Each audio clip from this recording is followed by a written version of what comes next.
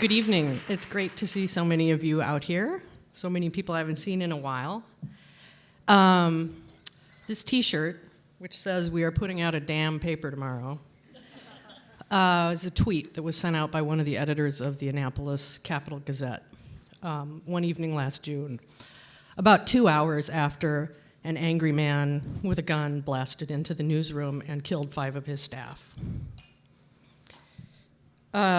The education reporter there is a young woman by the name of Rachel Pasella. She crawled in between 2 filing cabinets when she realized what was happening. And wedged in between the 2 filing cabinets, she listened as the man shot her editor, who she'd been spending the afternoon working on a story with, and then listened as he reloaded his gun, and thought to herself, boy, when he gets to me, it's going to be point-blank range because of the distance from the front of the filing cabinet to her.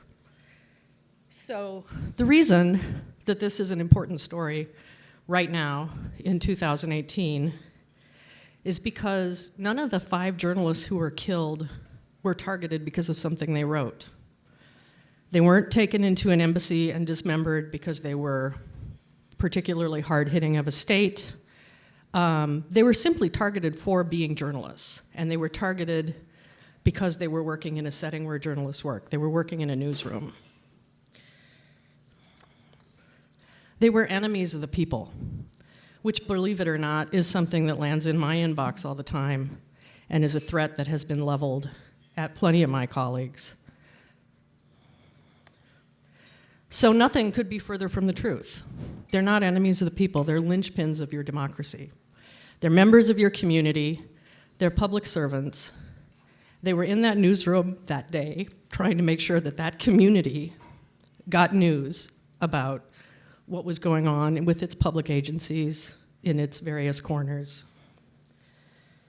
Especially in a place like the Capital Gazette, they're public servants.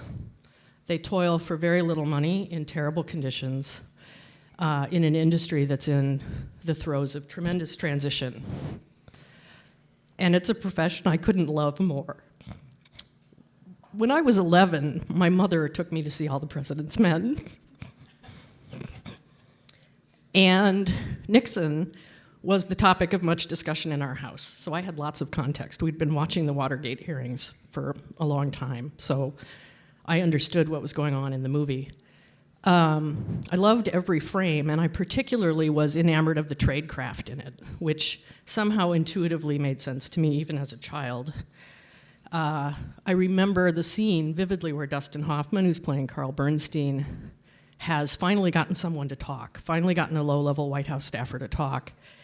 And in an effort to keep the stakes low so that she'll keep talking, he keeps drinking coffee. She keeps pouring him coffee, and he keeps drinking it, and then running into the bathroom and writing down everything she said. So I understood that if he wrote that stuff down in front of her, she would stop talking. So I was bitten early and hard by the bug. The photos scrolling past behind me are of schools and other locations where I do my job now. They're just placeholders for things that I wanted to make sure to remember when I sat down to write later. They're from all over the country, and a few of them are from notable journalism locations. So, no one sets out to be an education reporter. That's the first thing you need to know. It's the shotgun wedding of beats, is how our professional association, the Education Writers Association, refers to it. Steve Brandt, who some of you will remember from the Star Tribune, when he was involuntarily placed onto the beat for the second time, described it as kissing his sister. I had an opportunity last winter to work with a very bright, very talented young journalist who, midway through our joint assignment, said to me, "I'm just not interested in education, I want to report on social justice." So I've been doing this particular kind of writing for 20 years. And for the first 10, it was sleepy. It was indeed work that nobody wanted to do.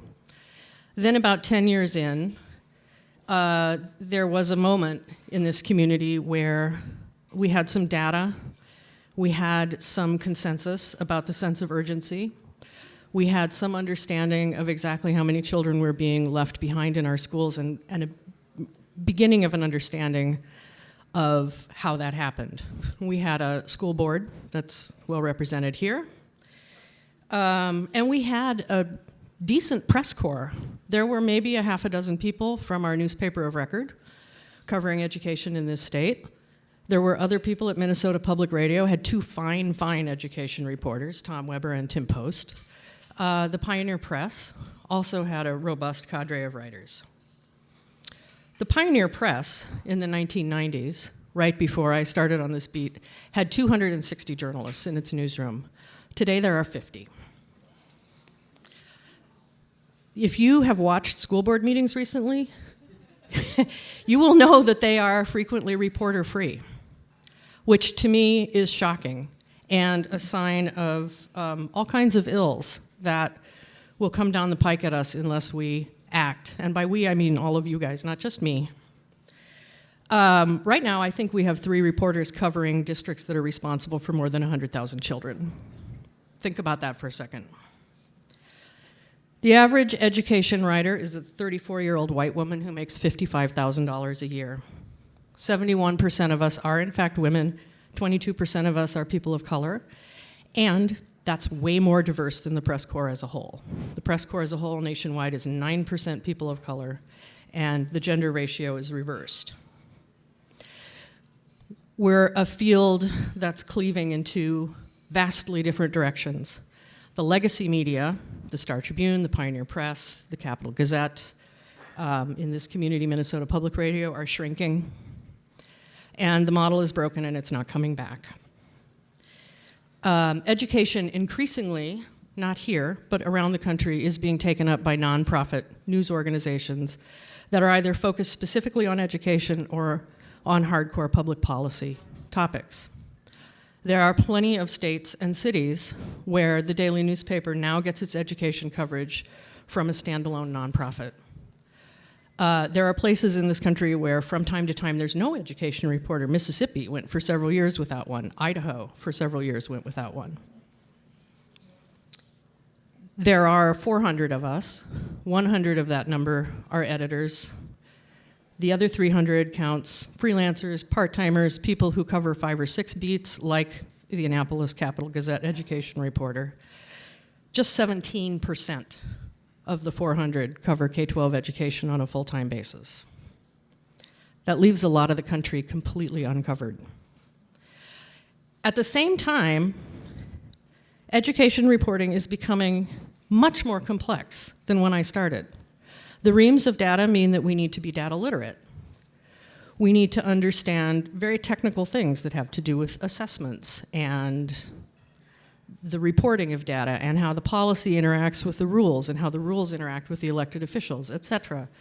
It's become, in contrast to the fact that we put the youngest and our legacy media put the youngest and the greenest reporters on the beat, it's become one of the most complicated and technically difficult areas to cover. And we have extra layers of ethical considerations, particularly because we deal with your children and because we deal with children who are often in challenging circumstances. So the legacy media, I think it's probably, if you've been watching the bylines locally, not much of a surprise to anybody in this room that we have reporters here who've been on the job a few months, covering our school system, or not covering it, as the case might be. So this means, in Minneapolis, where we have almost 36,000 children, and a budget of $850 million, that big decisions are being made with very little sunshine in the room. Last year, Minneapolis Public Schools cut $33 million from its budget. The conversation was factually challenged, to put it mildly. No one fact-checked the board. I watched from home as staff put forth facts and information, and as those facts and information evaporated into the ether, and with tremendous frustration as the discussion about those facts played out in social media. What you believe took place when that $33 million was cut after several really contentious board meetings probably depends on which Facebook site you spend your days on. You probably are talking about this with people who are within your own filter bubble, who believe what you believe, and who reinforce one another's preconceptions. More recently, the district has been in the process of trying to redraw the attendance zones and the map for students. There were, again, 2 or 3 contentious board meetings where consensus could not be reached on the mission, the goal, the highest priorities, much less the facts that supported that. There was no coverage. There was no one in the room while that was going on.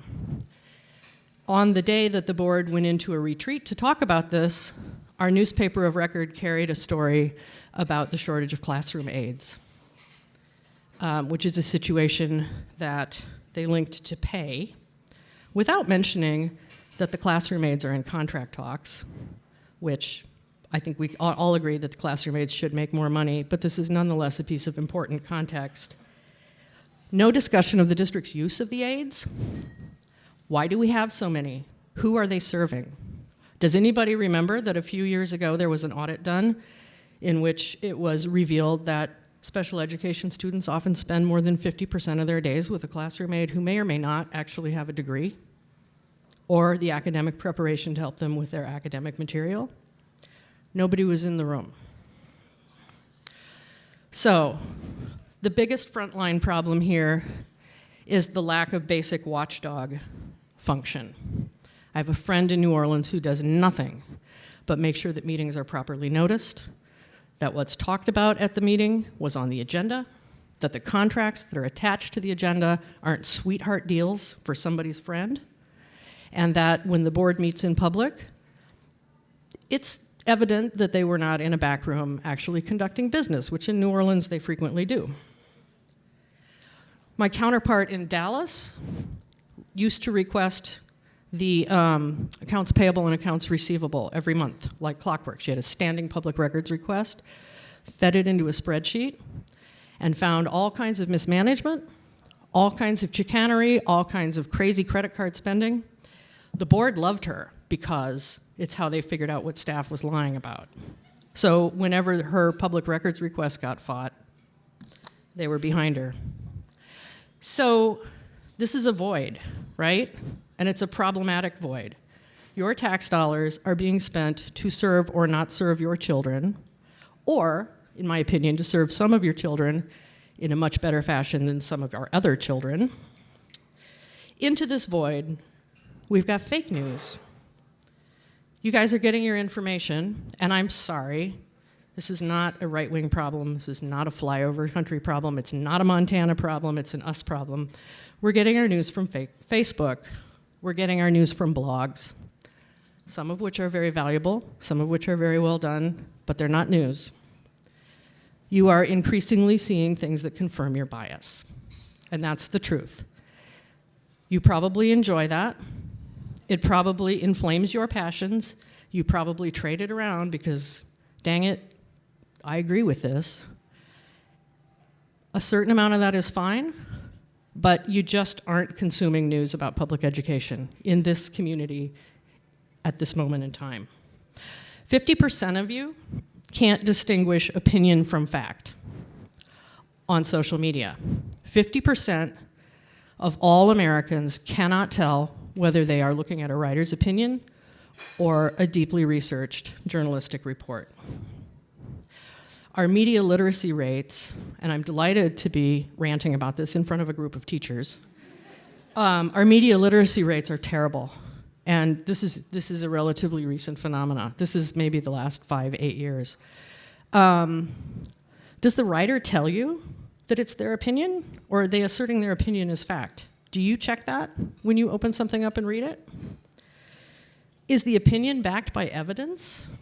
What are the sources? Are they citing research? Do they quote the person who made the assertion? Do they give you some idea of what the counter-argument is? Is it a fair idea of what the counter-argument is? Or is that opinion just linked back to a whole habit trail of other opinions? I would say increasingly it's the latter. So Washington, D.C. last year had a graduation rate scandal. And briefly put, they had a public school that supposedly was sending 100% of its graduates to college. And turned out that 50% of those graduates missed 3 months or more of school. There's no way they could have been passing their courses. The public radio affiliate there wrote a story about it. There was an audit. There's a board shakeup. It's going to matter in the mayoral election because they have mayoral control. That matters, right? That matters. What are those kids with those diplomas going to do after high school? Closer to home, I've ranted several times publicly about North High's miraculous graduation rate. And you know, I know that the tests aren't the predictor of everything, but last year's graduating cohort, seven kids, 7 period, not 7%, passed the 10th grade reading class, reading test, and then the next year 4% of the same cohort passed math. We know that Minnesota has set a very high bar for consistent attendance, much higher than Washington, D.C. But we also now, this year, know that 47% of that cohort did not meet that bar. 47% of those kids didn't have consistent attendance. This is all fodder for debate, but my point is, nobody's asking these questions. Nobody challenged the numbers when they came out this year. Nobody analyzed them. Nobody manipulated them. Silence. So, my asks for you. 1, think about your confirmation bias. Just take note of it as you're going through your feeds and your other things.